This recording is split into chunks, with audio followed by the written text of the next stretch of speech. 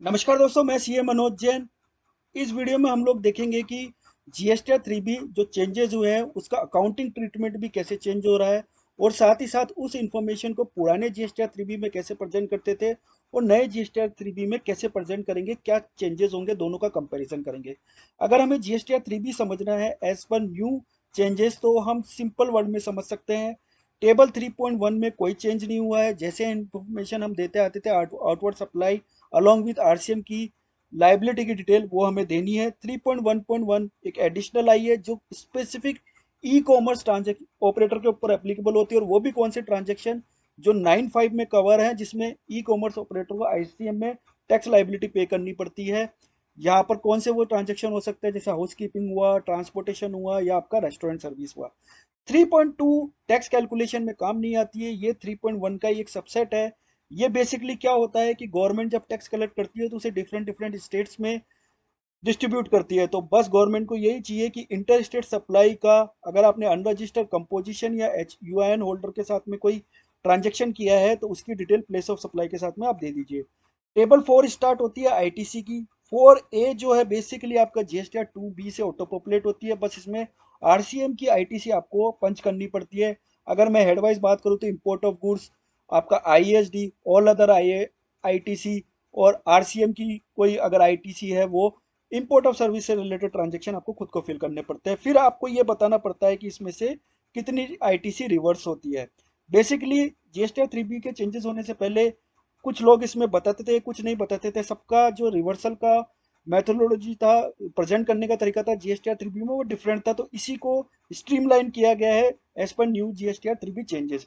Then आपका net ITC आता है जो इलेक्ट्रॉनिक क्रेडिट लेजर में जाता है और 4D में आपका अदर इंफॉर्मेशन मांगा जाता है। तो फ्रेंड्स, अगर 4B जो आईटीसी रिवर्सल की हम लोग बात कर रहे हैं, इसके अंदर दो टेबल मतलब बेसिकली दो कैटेगरी में बारफिकेशन मांगा है। अगर हम पहला बारफिकेशन बोले तो परमानेंट नेचर का होता है। रूल 38, 42, 43 सेक्शन 17(5), इसके ऊपर ज्यादा डिस्कस नहीं करेंगे, ऑलरेडी एक वीडियो बनी हुई है उसको देख सकते हैं। ये परमानेंट नेचर का रिवर्सल हुआ कि एक बार रिवर्स किया भविष्य में कभी नहीं ले सकते। देन 4B2 ये ऐसा रिवर्सल है, टेम्परेरी रिवर्सल, जिसमें ये बोला जाता है कि 180 डेज में वेंडर को पेमेंट नहीं किया, नॉन रिसीव ऑफ गुड्स हो गए या tax not paid by supplier, something something like that. इसके लिए जो टेम्परेरी रिवर्सल है कि आज इस मंथ में रिवर्स करो, सब्सिक्वेंट मंथ में कंडीशन फुलफिल होते ही उसका आईटीसी ले लो।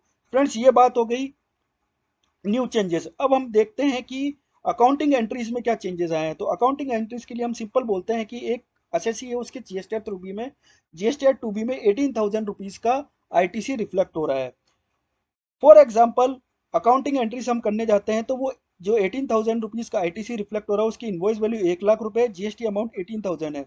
इसमें से एसएससी को पता है कि सेक्शन 17 सब सेक्शन 5 में 3,000 जो आईटीसी है वो इनएलिजिबल है, स्ट्रेट अवे उसे पता है। तो एलिजिबल आईटीसी जो हो गई 15,000 रुपीज हो गई।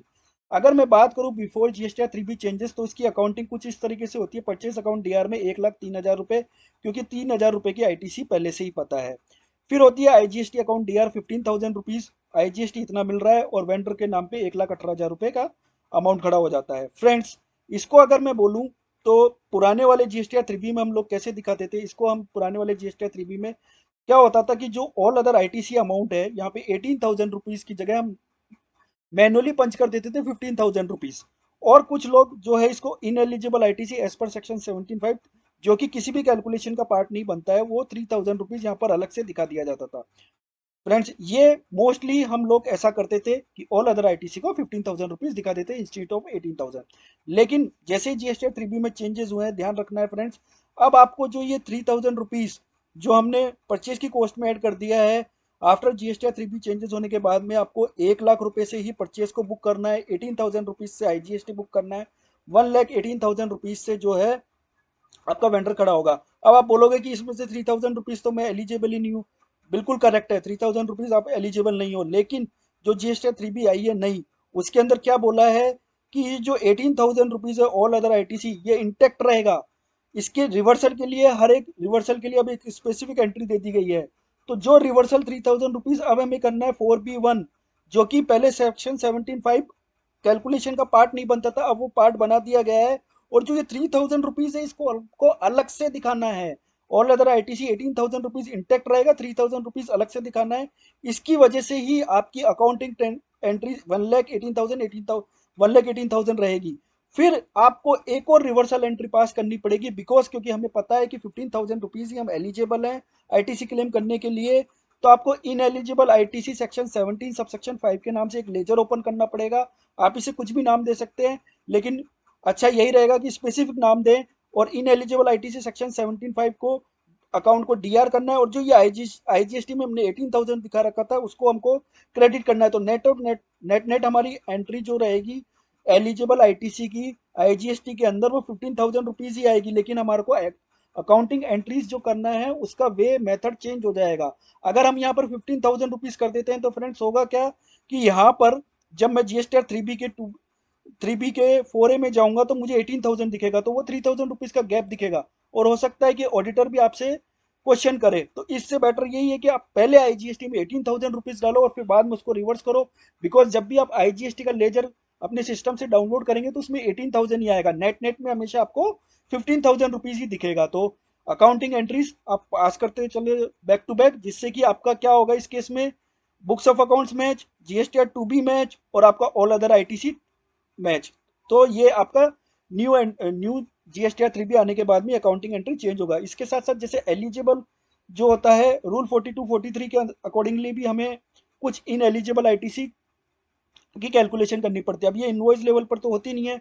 तो ये जो एंट्रीज होगी ये एकदम आपका जब पूरा जीएसटीआर 3B आप कैलकुलेट कर लोगे, outward liability, input tax liability, उसके बाद में आपको जो है आपकी एग्जाम सप्लाई और नॉन बिजनेस सप्लाई के अकॉर्डिंगली टर्नओवर के बेसिस पर आपको ये इन एलिजिबिलिटी निकालनी पड़ती है। तो उसके लिए भी आपको ineligible ITC as per rule 42 43 ऐसे करके मेरी ओपिनियन में एक लेजर ओपन कर लेना चाहिए, और उसमें जो भी आपका आईजीएसटी सीजीएसटी या एसजीएसटी जो भी आपका इनपुट टैक्स क्रेडिट है उसको आपको जो है क्रेडिट करना पड़ेगा। तो इन शॉर्ट अगर मैं बोलूँ इसमें 5,000 रुपये का इन एलिजिबल आईटी था इस 18,000 के अंदर, तो 3,000 यहाँ से माइनस हो गया। अब अगर हम इसको और 5,000 रुपीज जो है 42 43 के हिसाब से माइनस हो गया।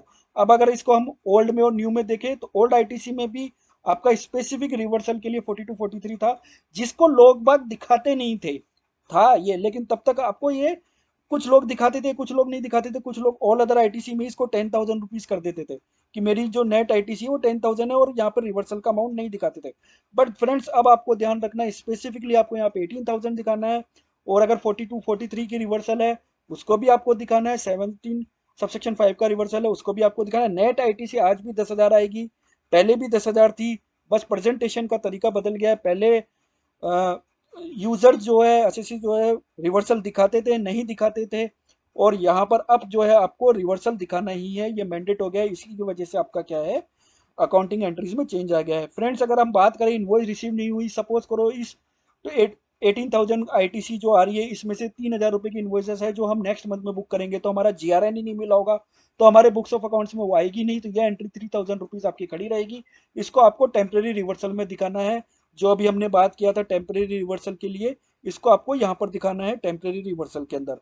तो अगर मैं बात करूँ तो ये जो 2,000 रुपए हैं जो अभी हम बात कर रहे हैं इन्वॉइस नहीं मिली, तो इसको इसको जो है हमको अदर रिवर्सल में यहाँ पर दिखाना 4B2। और जब भी ये 2,000 रुपए की इन्वॉइस हमको मिल जाएगी, तो सपोज करो ये मिली हमको नेक्स्ट टू नेक्स्ट मंथ में, तो यहाँ पर इसको पहले एक बार 2,000 रुपये 4D में दिखाना है आपको, और यही सेम 2,000 रुपये का आईटीसी आपको यहाँ पर क्लेम करना है, क्योंकि जो जो आईटीसी यहाँ पर प्रीवियस मंथ में दिख रही थी उसमें हमने 2,000 रुपये कम लिए थे।